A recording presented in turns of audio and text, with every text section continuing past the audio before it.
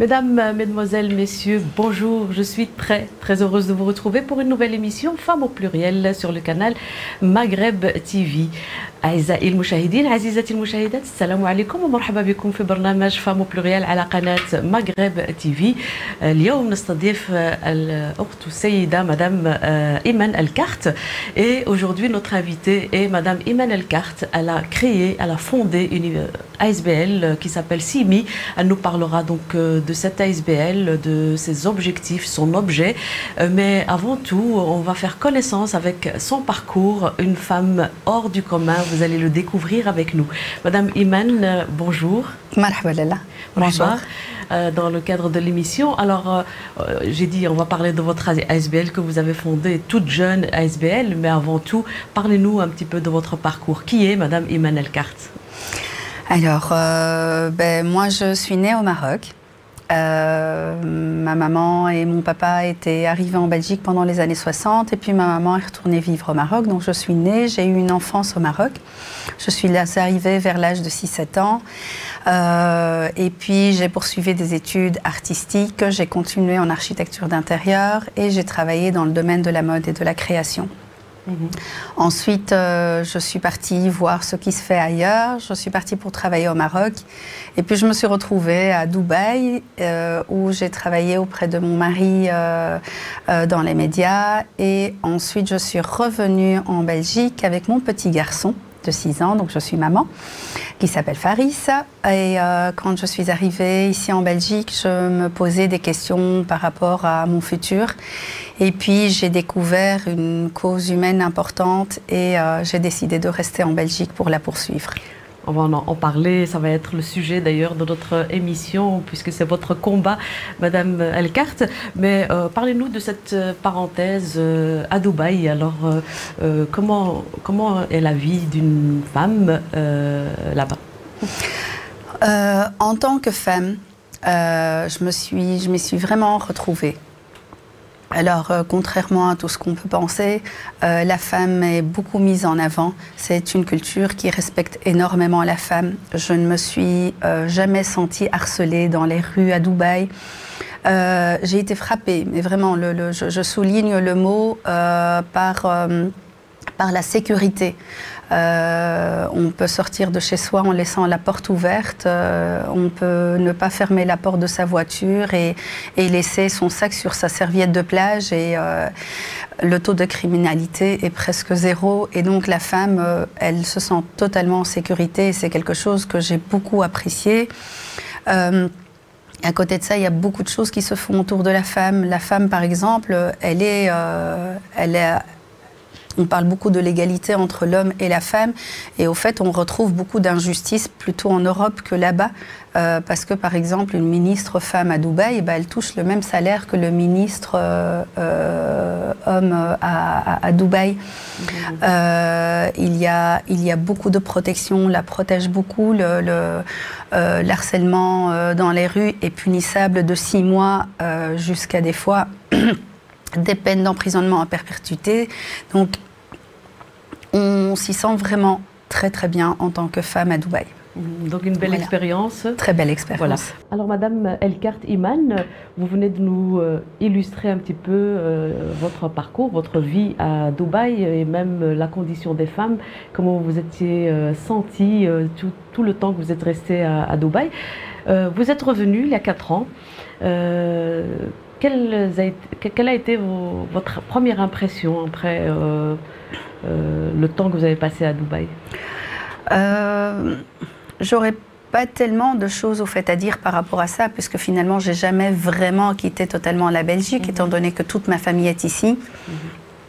D'ailleurs, mon fils a 2 ans et demi, je l'ai inscrit ici à l'école, je ne l'ai pas inscrit là-bas, parce que je prévoyais déjà peut-être un futur retour. Du coup, j'ai toujours gardé au fait un pas à Bruxelles, je suis jamais partie totalement. Et puis j'avais ma maman qui était ici. Ce qui a changé dans mon retour, c'est vraiment cette expérience où je vais arriver. Et au fait, toutes ces années, je vais me poser la question de comment est-ce que je peux aider les gens qui se retrouvent sous les bombes en Syrie. Depuis tout petit, on entend parler de la cause palestinienne. mais on ne peut pas prendre son sac à dos. Il y a des gens super courageux, cela dit, qui le font. Mais voilà, je ne pouvais pas prendre mon sac à dos, aller en Palestine, aider les Palestiniens. Et puis, en tant que quoi, en tant que qui, avec quels moyens? Et puis quand j'arrive, on me passe un coup de fil et on me demande d'interpréter pour un émigré qui parle l'arabe.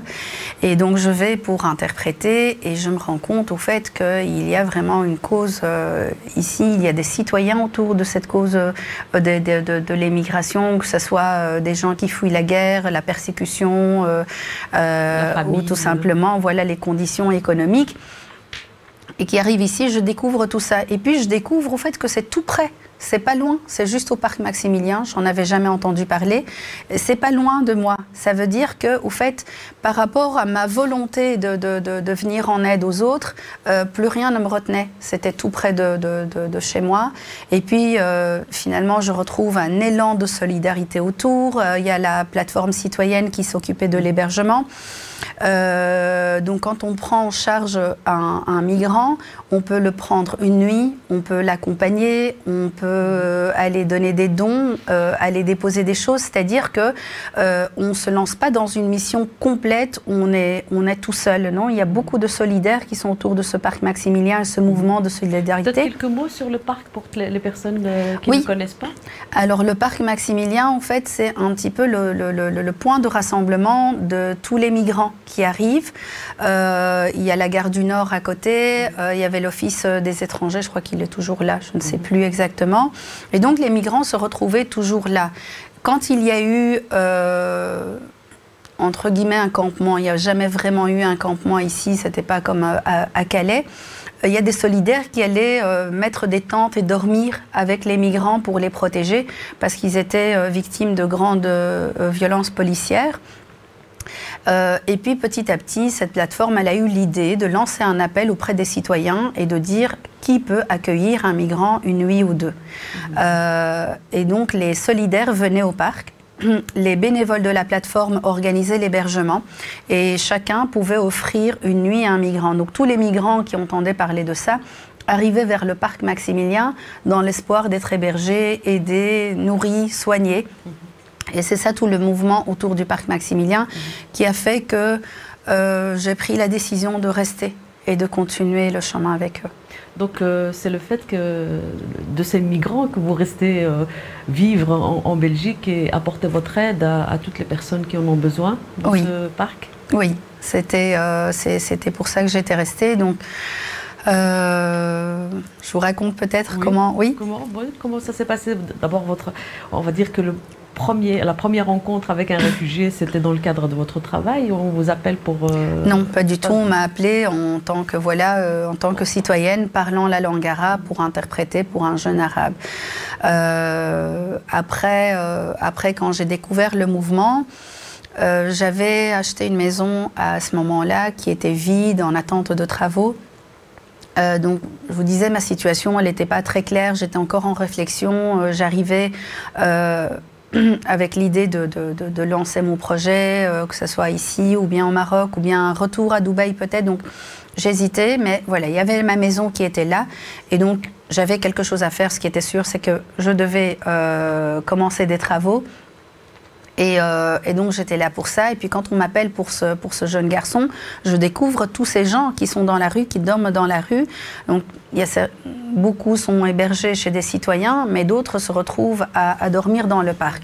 Donc à ce moment-là, je prends la décision d'en accueillir plus d'un. Donc ce garçon à qui j'ai interprété, il a voulu absolument me suivre. Il m'a dit, est-ce que je ne peux pas venir avec toi? Donc je lui ai proposé de venir chez moi à la maison.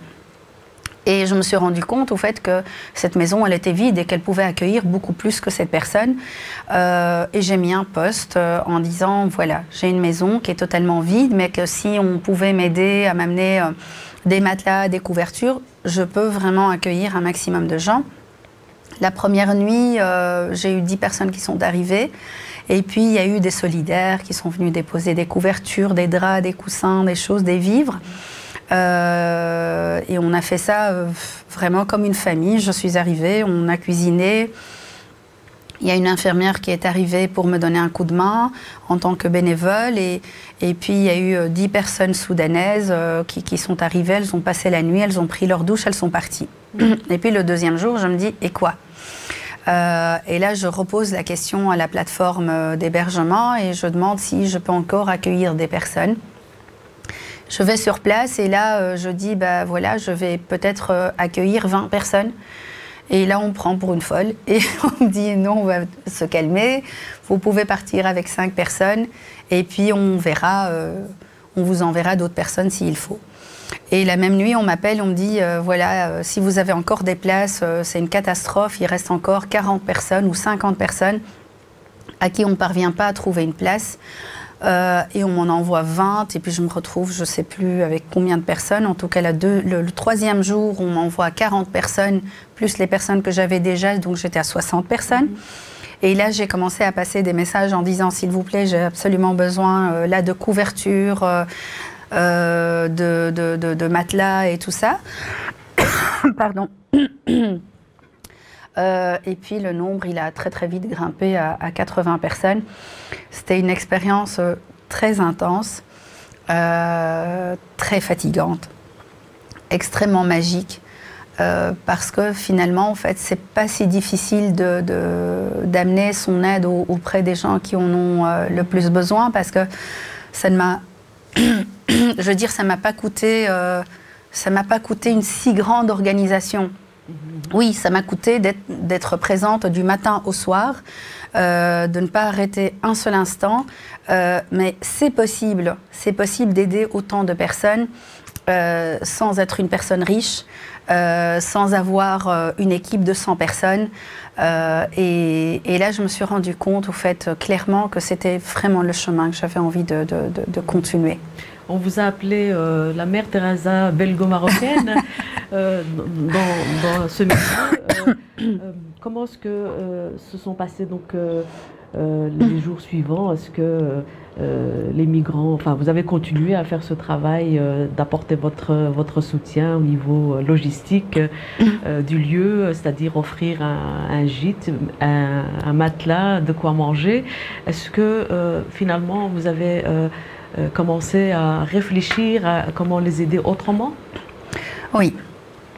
À ce moment-là, quand j'ai commencé, c'était essentiellement des transmigrants. Les transmigrants, pour les gens qui ne le savent pas, ce sont des personnes qui arrivent et qui passent par la Belgique, mais qui continuent leur chemin vers d'autres pays. Généralement, c'est l'Angleterre, parce que leur famille se retrouve là-bas. Ils vont rejoindre leur famille ou bien parce qu'ils ont plutôt étudié l'anglais à l'école et donc au niveau de la langue, c'est beaucoup plus facile de s'intégrer dans un pays voilà, où ils connaissent déjà la langue. C'est ça le gros problème ici au niveau de la gestion des réfugiés, c'est que ces personnes ne veulent pas s'installer en Belgique. Et c'est ce qui fait qu'il n'y a pas un soutien, on va dire, politique. Pour, le soutien politique, au fait, il est le manque de soutien, je dirais, politique, il est à différents niveaux. Il y a d'abord le grand manque de soutien, le plus grand, c'est vers les transmigrants. Les grandes violences, c'est contre les transmigrants, parce que voilà, on ne les laisse pas passer en Angleterre, mais en même temps, on n'a pas envie d'eux sur le parc Maximilien. Au début, bon, ça continue encore maintenant de temps en temps, mais c'était vraiment intense. On voulait vraiment, en fait, les faire fuir au départ. C'est quelque chose, au fait, d'horrible qui se passe. C'est qu'on veut les faire fuir, au fait, on veut les déloger, si vous voulez, entre guillemets, du parc Maximilien, mais on ferme bien les frontières et on ne les laisse pas passer en Angleterre. Donc, du coup, ces gens, en fait, ils se retrouvent, au fait, encerclés, emprisonnés. Et pendant très longtemps, la police venait à 5 h du matin sur le parc Maximilien avec un camion de poubelle derrière. On arrivait, on frappait clairement les migrants. Les migrants essayaient de fuir. Et à ce moment-là, ils prenaient leurs sacs, leurs affaires, leur téléphone et on mettait ça dans le camion de poubelle. C'est quelque chose de juste horrible au fait qui se passe dans un pays de droit. Nous sommes quand même en Belgique. Et c'est pour ça que le mouvement de solidarité s'est tellement propagé, il a tellement grandi Parce qu'il y a quelque chose de catastrophique qui se passe en pleine capitale de Bruxelles. On vient, on frappe des gens qui ont fui la guerre et on jette leurs affaires. Donc dans leurs affaires, il y a leur sac de couchage, leur téléphone. Le téléphone chez le migrant, c'est hyper important. C'est pas juste un outil de communication, c'est le seul lien qu'il leur reste entre eux et la famille. Ils ne savent plus contacter leur famille et leur famille ne se retrouve pas sur une plage en été. Leur famille se retrouve sous les bombes, sous la persécution. Et donc, ils ont absolument besoin de rester en contact avec leur famille. Et on essaye souvent de leur trouver des téléphones quand la police elle passe et qu'on leur jette leur téléphone ou qu'on le prend. Des fois on le prend, on garde leur téléphone. Donc ça c'est la situation des transmigrants. Maintenant les migrants, il y a aussi des difficultés chez eux. Par exemple, quand ils arrivent et qu'ils demandent l'asile en Belgique, ils ont droit à un centre. Mais ça dépend en fait à chaque fois du secrétaire d'État à l'asile qui arrive et chacun met les règles qui lui conviennent et finalement on se retrouve maintenant avec des nouvelles règles. Donc une personne qui a un Dublin, donc une empreinte, une entrée dans un autre pays européen n'a pas le droit d'avoir un centre. Bon, on peut faire un recours mais ils ne sont pas informés, tout le monde ne le sait pas. Quand on a un refus, on ne peut plus avoir un centre. Donc il y a beaucoup de personnes qui se retrouvent dehors sans la possibilité d'avoir un centre alors qu'elles viennent pour demander protection en Belgique. Donc c'est le minimum pour leur dignité, c'est un hébergement. Alors justement, avant de parler de ce que vous allez mettre en place pour les aider un peu plus formellement, ces migrants, qu'est-ce qui a été vraiment le gros problème que vous avez rencontré? Vous avez fait partie du mouvement, parce que vous en parlez, le mouvement de citoyens, donc de solidarité aux personnes réfugiées. Quelques mots sur ce mouvement et les actions qui ont été menées. D'abord, il y avait leur présence. Oui. Les citoyens sont présents. En fait, quand on vient chercher quelqu'un pour une nuit, nous avons une relation humaine.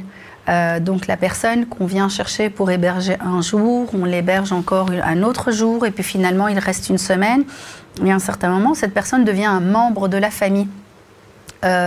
Les enfants s'habituent à cette personne. Mon fils, par exemple, il est attaché à beaucoup de gens. Il a maintenant, que ce soit des Syriens ou des Soudanais, beaucoup de Syriens parce que j'ai continué mon chemin avec les Syriens. Mais il est attaché à beaucoup de gens qui sont partis en Angleterre, d'autres sont partis en Hollande, certains sont retournés en Espagne. Et donc, quand cette personne elle arrive, on a envie de l'aider, on a envie de continuer le chemin avec elle. Donc, beaucoup de solidaires continuent en fait, à aider les migrants pour leur demande d'asile, pour les soins. Quand ils font la demande d'asile, ok, ils ont un centre, mais ils sont complètement coupés de tout le monde. Ils n'ont personne. Faut savoir que beaucoup de gens, ils arrivent avec des gros problèmes post-traumatiques. Donc, se retrouver seul n'est pas la solution. Il faut absolument les entourer. Et ça, au fait, il n'y a pas. Il n'y a pas ce cadre-là. On ne les entoure pas. Ils se retrouvent dans un centre seul. Et la demande d'asile, elle peut prendre 8 mois, elle peut prendre 1 an. Donc, pendant toute cette période, ils ne font rien, ils sont inactifs. Les personnes qui les accueillent essayent de les aider en les inscrivant à des cours de français, en les intégrant à des activités, parce que, comme je vous dis, ils deviennent vraiment membres de la famille. Et c'est vraiment ça, au fait, ce mouvement, c'est de pouvoir les accompagner et chacun fait ce qu'il peut. J'ai eu, à un certain moment, je vous parlerai de la maison François, qui est l'après ma maison, après l'accueil chez moi. On en parlera tout de suite, si vous voulez bien, Madame Iman. Mais justement, est-ce que cette aide ou toutes ces actions que vous avez menées avec d'autres personnes, c'est ça qui vous a décidé d'avoir une ASBL, donc qui formalise un petit peu le soutien et l'aide que vous apportez? Oui. En fait, après ma maison c'était un accueil d'urgence. C'était une nuit, une douche et des soins s'ils en ont besoin, des soins médicaux. À la Maison François, donc la Maison François, c'est après avoir accueilli chez moi, il y a ce gentil monsieur François de Borgrave qui m'a appelé et qui m'a donné sa maison parce qu'il avait un permis de démolition. Et il avait une très très très grande maison, juste splendide. Et il a dit, vous pouvez l'occuper pendant 1 an et accueillir. Il est d'une extrême générosité et voilà, j'en profite pour le remercier. Je l'ai déjà remercié, mais je le remercierai jamais assez. Et là, à la Maison François, j'ai pris, comment dire, mon action, elle était différente. C'est que là, il y avait plus l'accompagnement à la demande d'asile, il y avait de l'aide à l'intégration, il y avait l'accompagnement des MENA, donc qui sont des mineurs non accompagnés. Et là, j'ai vraiment tout appris sur le terrain. Comme je vous le disais au départ, moi, j'ai suivi des études artistiques. Je ne suis pas, avocate, voilà, je ne suis pas juriste, je ne suis pas assistante sociale. Donc, j'ai tout appris au fait. Il y a des avocats, il y a des assistantes sociales. Oui, on a pu, finalement, on arrive à se faire après un réseau parce que quand vous appelez les avocats plusieurs fois, après un certain moment, voilà, ils finissent par vous connaître et on se fait un réseau d'avocats, on se fait un réseau de médecins solidaires. Et ça, c'est vraiment un grand... C'était un grand espoir pour moi de voir au fait tous ces gens qui veulent aider, que ce soit des avocats, que ce soit des médecins, que ce soit des dames âgées qui sont pensionnées et qui n'ont pas les moyens d'aider. Alors, j'oublierai jamais ce message de cette dame qui m'a envoyé voilà, je n'ai qu'une petite pension, je crois qu'elle avait 300 € ou quelque chose comme ça. Alors, elle a dit, je ne peux pas donner grand-chose, mais je peux donner, je ne sais plus ce que c'était, 5 € ou quelque chose comme ça. Et elle était gênée au fait de me proposer 5 €. Et je trouve que c'était vraiment le plus beau don qui a été donné depuis mes 4 ans d'activité. Et puis on arrive donc à cette maison et là on travaille au fait de façon différente. On apprend plus à connaître la personne, à voir plus prendre connaissance au fait de leurs besoins et mieux les orienter vers d'autres associations. Pardon ? Vous parlez du migrant. Je parle du migrant, oui. Et donc, on arrive à ce moment-là, les personnes qui arrivent à la Maison François, on arrive à mieux les orienter. Parmi les bénévoles qui étaient autour de moi, il y avait 7 bénévoles. Il y avait des artistes, il y avait des éducateurs, il y avait des psychologues. Et on a pu avoir vraiment une très très belle équipe pour les accompagner durant pas 1 an, mais 1 an et demi. Ça a duré 18 mois. Et au bout de ce chemin, quand ils avaient reçu leur statut de réfugiés, donc ils sont reconnus réfugiés, ils reçoivent leurs papiers et à ce moment-là, ils peuvent chercher un logement, commencer à chercher du travail. Et le plus gros travail, il est à ce moment-là, parce que, pas parce qu'il est plus dur, mais parce qu'au fait, on a moins d'espoir. Parce qu'au début, on se dit, voilà, on va arriver, ils vont avoir le statut d'asile, et puis après, tout va aller, ils vont pouvoir avoir un logement, ça va être facile. Et puis vous arrivez au bout, et au logement, on ne veut pas leur louer. Personne, enfin, pas beaucoup les 90% des propriétaires ne veulent pas louer à des personnes qui sont au CPS parce qu'au départ, elles ne travaillent pas, elles sont au CPS, ou elles ne veulent pas louer tout simplement par discrimination parce que... la personne est étrangère. Est étrangère et donc on n'a pas envie de lui louer. Mais là, on se retrouve, vous faites, contre des... comment dire contre un esprit, vous faites un esprit négatif, un esprit de rejet. Et ça, c'est beaucoup plus difficile à changer. Là, c'est plus entre nos mains, c'est la personne qui doit prendre cette conscience. Éveiller les consciences, c'est quelque chose de très difficile. Et là, je me lance et je me dis, puisque c'est si difficile de leur trouver du travail, puisqu'ils ont très difficile à être engagés par le manque de langue, de connaissance de la langue du pays, par le fait qu'il n'y a pas de reconnaissance de leur diplôme et par le fait de la discrimination. Et donc à ce moment-là, j'ai l'idée de lancer une activité dans laquelle ils peuvent s'intégrer, ils peuvent travailler et apprendre la langue. Et c'est à ce moment-là que je crée l'ASBL CIMI. Alors l'ASBL CIMI, on y arrive, vous l'avez fondée il y a 2 ans. Oui. Bien ça. Oui. Vous allez nous parler tout d'abord pourquoi ce nom, ce pseudo, CIMI, et un petit peu son objet, ses objectifs. Donc apparemment un accompagnement plus précis du migrant pour qu'il s'insère, on va dire, socialement et professionnellement. C'est bien ça? Oui, c'est ça. Et à ce moment-là, il est plus migrant, il est réfugié. Donc il fait partie, voilà, partie intègre des citoyens en Belgique. Et il doit absolument apprendre la langue du pays, il doit travailler, il se retrouve au fait devant un choix très difficile à faire, où ils s'inscrivent dans une formation et ils apprennent la langue et ils font l'équivalence de leur diplôme parce que leurs diplômes ne sont pas reconnus. Ça, c'est vraiment quelque chose d'incompréhensible au fait. Quelqu'un qui arrive et qui est ingénieur et qui a 10 ans de carrière, quand il arrive ici en Belgique, son diplôme n'est pas reconnu, alors qu'il a beaucoup plus d'expérience que quelqu'un qui vient de sortir de l'université. Mais celui qui vient de sortir de l'université, il peut travailler. Celui qui a 10 ans de carrière ne peut pas, il doit faire 2 ans en plus d'UNIF pour pouvoir commencer. Pour dégrader un petit peu son diplôme. Voilà, ou alors il se retrouve, s'il est médecin, il se retrouve à travailler en tant qu'assistant ou en tant qu'infirmier, mais il ne peut pas, exercer. Il peut pas exercer. Et là, ils ne peuvent pas, au fait, ils n'ont pas la possibilité de pouvoir se former parce que derrière eux, ils ont laissé une famille. Une famille qui peut venir, enfin, si c'est la femme et les enfants, à ce moment-là, il peut faire un regroupement familial. Un regroupement familial coûte beaucoup d'argent. Pour légaliser des papiers pour un seul enfant, c'est 1 000 €. Donc si ce monsieur, il a 5 enfants plus sa femme, c'est 6 000 € qu'il doit avoir juste pour la légalisation des papiers, sans compter les billets d'avion, pour pouvoir faire venir sa famille. Et il n'y a aucune aide, au fait, gouvernementale par rapport à ça. Du coup, ce monsieur qui a laissé ses enfants derrière lui ne peut pas se permettre encore de poursuivre 2 ans de formation pour pouvoir exercer son métier ou prendre le temps d'apprendre une langue pour pouvoir aller travailler. Il doit travailler tout de suite. Et ça, c'est la grande difficulté. C'est là que j'arrive avec cette solution-là, cette solution d'intégrer le réfugié dans cette activité.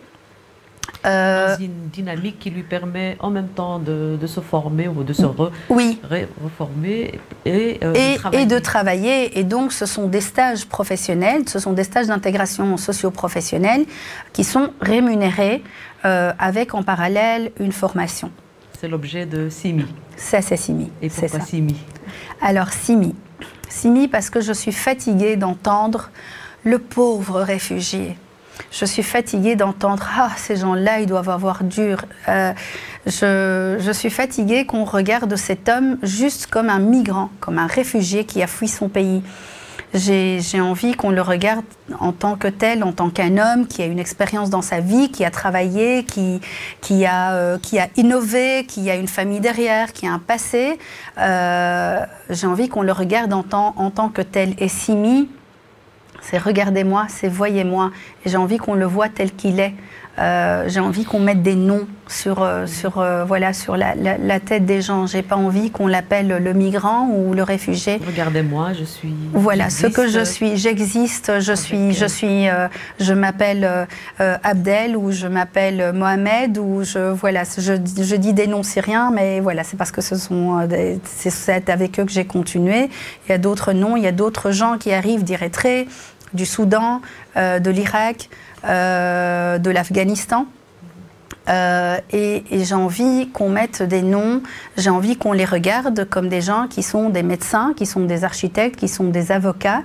Ce n'est pas un pauvre, on les regarde au fait comme si c'était des cas sociaux. Je ne mets pas du tout un regard péjoratif sur ce mot-là, mais il faut faire la différence entre une personne qui a des problèmes sociaux dans sa vie et qui a du mal à gérer socialement sa vie, à gérer son travail, et quelqu'un qui a fui tout simplement les bombes, mais qui était très bien dans son pays, qui avait réussi, la réussite est relative, mais qui avait réussi en termes d'études, en termes de famille, en termes de vie qu'il a vécu. Et j'ai envie qu'on le regarde comme ça. Et ils ont envie qu'on les regarde comme ça. Ils n'ont pas envie qu'on les regarde avec un regard triste de pauvre toi.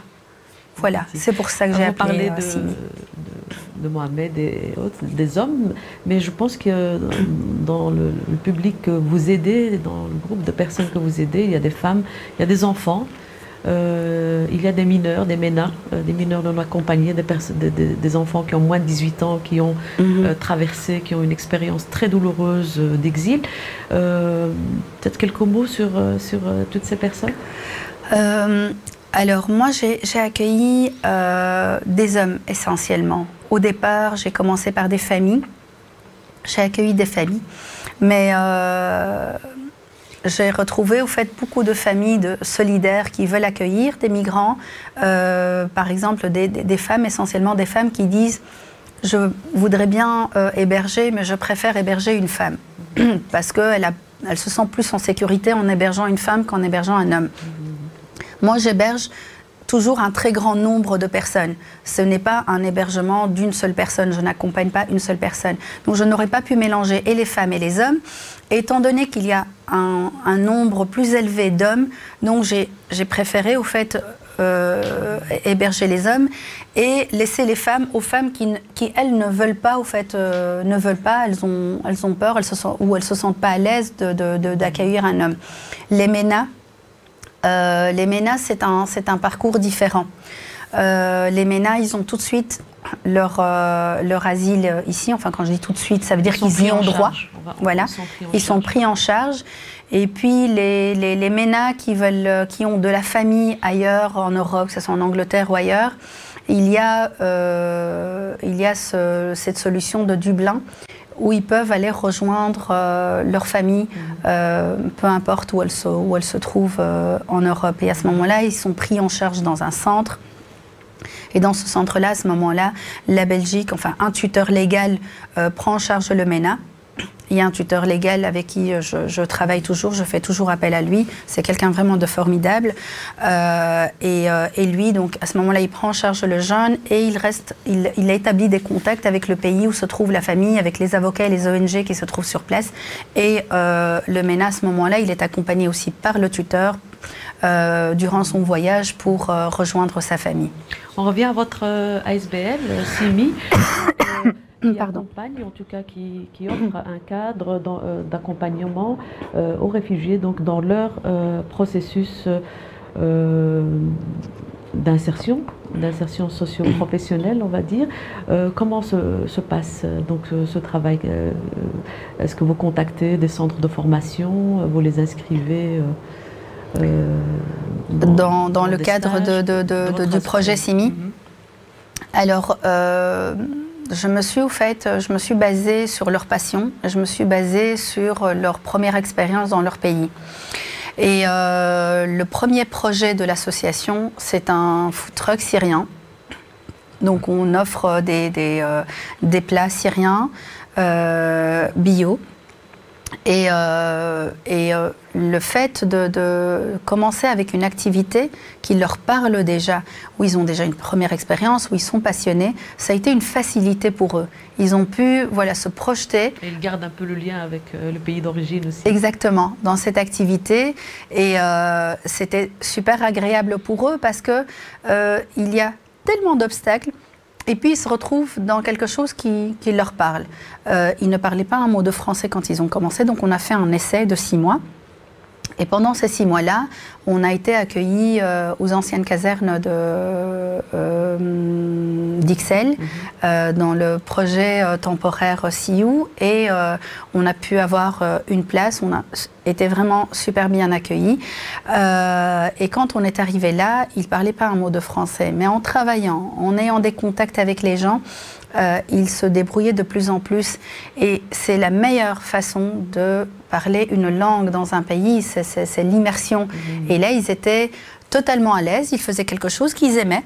Ils étaient avec des gens qui les avaient bien accueillis. Il y avait des gens totalement ouverts à l'accueil de migrants, de gens qui viennent d'autres pays.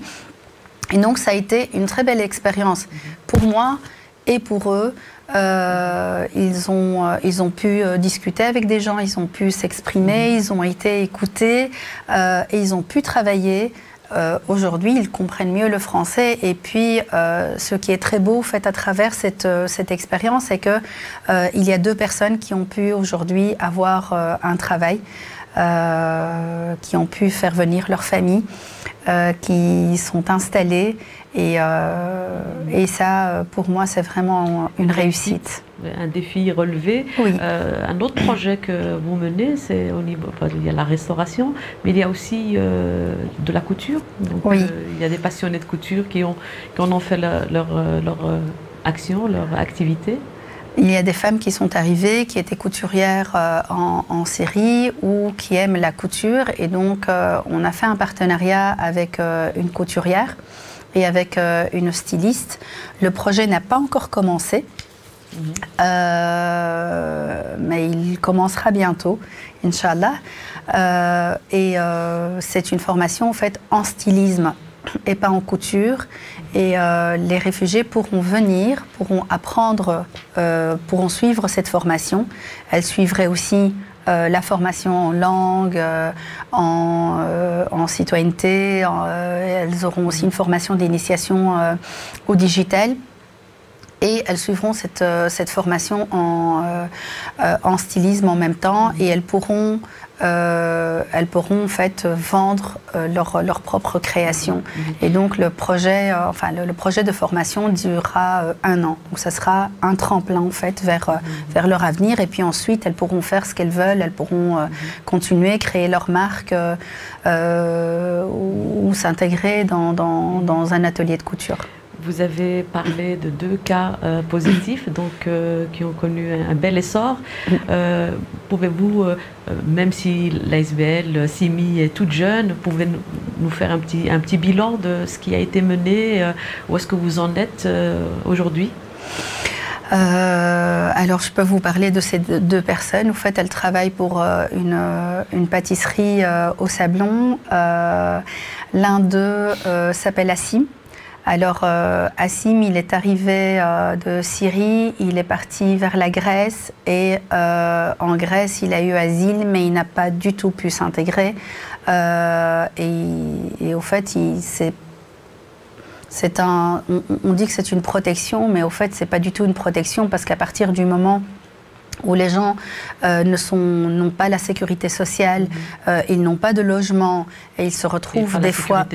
Il n'y a pas la sécurité tout court, ils se retrouvent des fois à aller fouiller dans les poubelles pour manger. Donc on ne peut pas appeler ça une protection. Et donc il est parti en Allemagne, il a fait ses preuves, il était pâtissier, donc je ne sais pas si je l'ai dit en Syrie, et quand il est parti en Allemagne, il a continué à suivre une formation parce que ce qu'il a fait, c'était de la pâtisserie syrienne jusque-là. Et donc, il a suivi une formation pour continuer à faire de la pâtisserie allemande. Il a fait sa demande d'asile, il s'est trouvé un studio, il a passé son permis, il a eu une voiture. Et puis, à un certain moment, on le renvoie en Grèce parce qu'on décide qu'il a déjà une protection dans un autre pays européen. Son parcours est assez dur. Et puis, il est arrivé en Belgique, il est arrivé à la Maison François, que j'ai gérée pendant 1 an et demi. Et quand il est arrivé là, il ne savait pas quoi faire. Alors, on a essayé au fait de l'aider à travailler en Belgique en essayant de trouver un employeur qui veuille bien faire la demande d'un permis de travail. Ça serait une solution, mais c'était assez difficile. Donc, il a redemandé asile en Belgique. Aujourd'hui, il n'a toujours pas son statut d'asile, mais au bout de 2 mois, je pense, ou 3 mois, ils ont un permis de travail et donc ils ont le droit de travailler. Et donc il est passé par Nakanek, c'est comme ça que s'appelle le food truck syrien. Il est passé par Nakanek, il a travaillé pendant 6 mois et puis ensuite il a pu trouver une place chez Chloé. On lui souhaite une très très bonne continuation à lui, mais aussi à toutes les personnes que vous aidez qui sont dans cette démarche de réinsertion. Vraiment, c'est formidable ce que vous avez mené. Alors, peut-être dire quelques mots sur vos projets, les projets de CIMI. Maintenant que vous avez un petit peu suivi, il y a quelques réfugiés qui sont dans une démarche, hein, dans un processus. Vous les laissez un petit peu voler de leurs propres ailes. Quels sont vos projets quels sont les projets de CIMI, de l'ASBL tout d'abord? Alors, d'abord, continuer cette activité qui a dû être freinée par manque de moyens financiers. Et aussi à l'arrivée du Covid, donc on a dû arrêter, voilà, comme un peu tout le monde. Donc les projets seraient de pouvoir continuer, de pouvoir en parler un maximum et amener les gens à nous soutenir, amener le gouvernement à nous soutenir, parce que c'est un projet qui présente une solution. C'est pas un projet, au fait c'est une activité existante. Je dis toujours projet, mais il n'est pas en projet, c'est quelque chose qui s'est fait.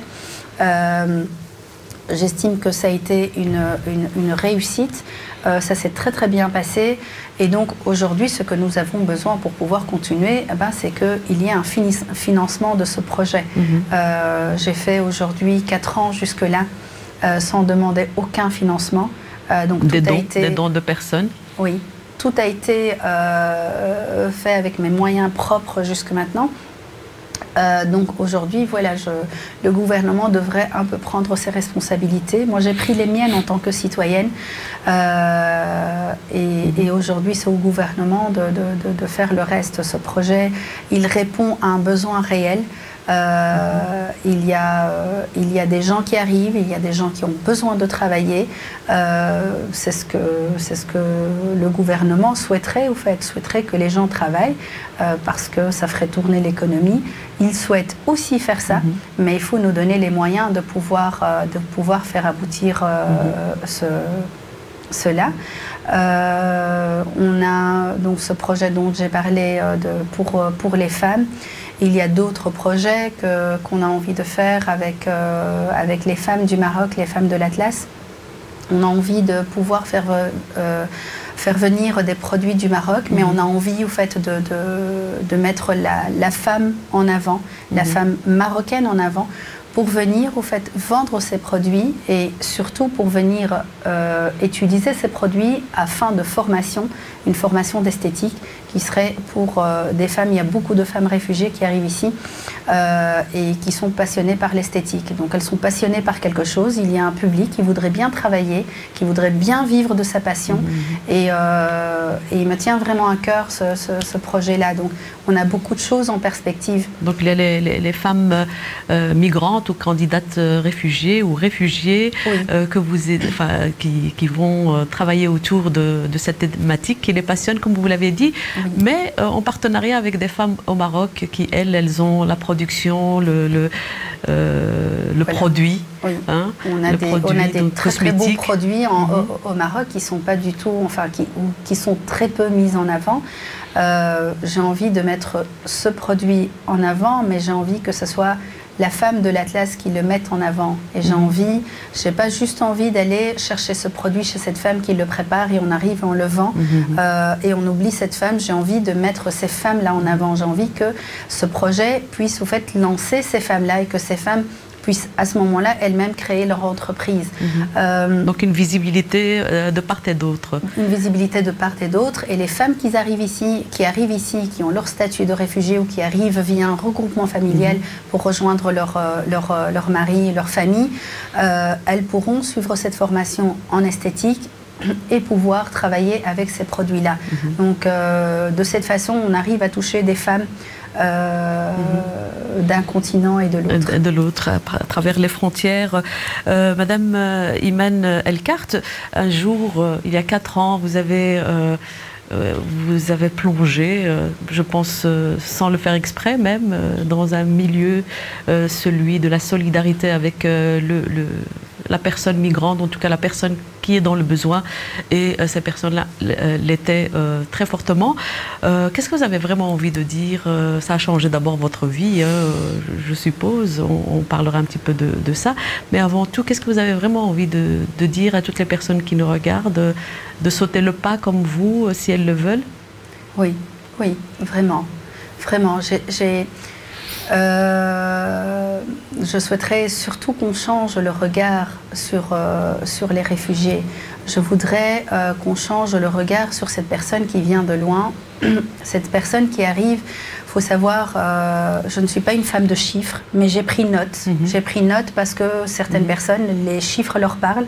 Par exemple, il y a 63% des émigrés qui ont un emploi ici en Belgique, contre 73% de natifs qui ont leur emploi en Belgique. Le réfugié, il n'arrive pas pour rechercher un confort social. Il n'arrive pas par choix, il n'a pas le choix. Il est obligé de quitter son pays. Ça ne lui fait pas plaisir de quitter son pays, de quitter sa famille, de traverser la Méditerranée au risque que ce soit sa tombe, pour arriver ici, profiter du CPS et du chômage et de toutes ces choses. Ce sont des gens qui arrivent et qui travaillent, et les chiffres le disent. Et la différence, au fait, de ces 63% d'émigrés qui sont au travail contre les 73%, c'est tout simplement le fait que les émigrés, quand ils arrivent, ils n'ont pas la langue du pays. Ça les freine beaucoup, et ils n'ont pas la reconnaissance de leur diplôme. Et ça aussi les freine. Sinon, ils seraient tout de suite sur le marché de l'emploi. Je veux pas non plus être dans la victimisation. prendre un discours libéral ou quoi que ce soit. Je voudrais tout simplement dire que ces gens, ils ont envie de travailler. Je ne suis pas dans l'esprit de absolument mettre les gens au travail dès qu'ils arrivent, parce que ces gens, ils arrivent avec des problèmes post-traumatiques, ils sont fatigués, ils ont besoin aussi de prendre soin d'eux avant de se remettre sur la route du travail et reprendre leur carrière professionnelle. Mais ce que je voudrais dire, c'est qu'ils veulent travailler. Il y a beaucoup de choses qui les freinent. Si leur diplôme était reconnu, ils travailleraient directement. Je voudrais qu'on change cette idée qu'ils viennent ici pour un profit. Ils n'ont pas envie de venir en Belgique. Ils n'ont pas envie d'aller en Angleterre. Ils ont envie de rester dans leur pays, mais ils ne peuvent pas le rester. Alors ici, au lieu de les juger, ça serait bien de l'écouter, de les écouter. Beaucoup de personnes me disent « Oui, mais enfin, mais pourquoi tu fais ça que le gouvernement s'en occupe et puis bon, qu'ils retournent dans leur pays et pourquoi ils veulent absolument aller en Angleterre ?» On n'a pas de jugement à faire par rapport à la personne. On ne connaît pas sa vie, on ne connaît pas son parcours, on ne sait pas ce qu'elle a vécu dans son pays. Donc on ne peut pas juger. Mais on peut l'écouter. Si on a envie de comprendre, on peut aller les voir. Et accompagner quelqu'un, aider quelqu'un, c'est d'abord notre devoir de citoyen. Et j'aimerais même rajouter, si on est musulman, c'est notre devoir de musulman parce que l'autre personne a un droit sur nous. Et il faut pouvoir assumer ses responsabilités. Et nos responsabilités à nous, c'est de pouvoir les aider. Et peu importe comment on peut les aider, donc on peut leur ouvrir la porte, les héberger, pardon, je suis partie dans mon discours, ouais. On peut les héberger, on peut aller leur déposer à manger, on peut leur sourire, on peut juste discuter avec eux, on peut leur donner des informations. Si on est infirmière, on peut aller 2 heures. On peut regarder à gauche, à droite. Voilà, il y a des hubs humanitaires, il y a tellement de choses qu'on pourrait faire. Si on ne se sent pas en sécurité d'accueillir des hommes, il y a des femmes, il y a des enfants. Il y a beaucoup à faire. Il y a beaucoup à faire. Si on est éducateur, on peut organiser un événement. Il y a par exemple des matchs de foot qui se donnent un match de foot un après-midi avec des enfants, avec des adultes. Et voilà, on partage, on les accueille, on leur sourit. Attentif. Il faut tout simplement être attentif et s'informer et les écouter. et ne pas se constituer juste un jugement par rapport à ce qu'on voit à travers les médias. Ça va être votre mot de la fin, Madame Iman El-Kart. Merci beaucoup de nous avoir un peu éclairé sur votre démarche solidaire auprès d'un public qui en a besoin. On les connaît un peu plus, on peut avoir un autre regard là-dessus. Donc je vous souhaite vraiment une très bonne continuation dans le cadre de votre ASBL Simi qu'on peut retrouver, donc je pense, sur les réseaux sociaux. Il suffit de mettre Simi et puis on peut vous suivre, continuer, peut-être même intégrer un petit peu votre démarche et pouvoir soutenir les migrants. Et comme vous dites, surtout dans ces périodes difficiles d'hiver et autres, on se doit de le faire. On se doit de le faire. Merci beaucoup, Madame Iman. L'émission Femmes au pluriel d'aujourd'hui touche à sa fin. Je vous souhaite une très bonne semaine. Mbrok la wachar et la liqa. À la prochaine. D'ici là, soyez heureux et heureuses. Ma salama.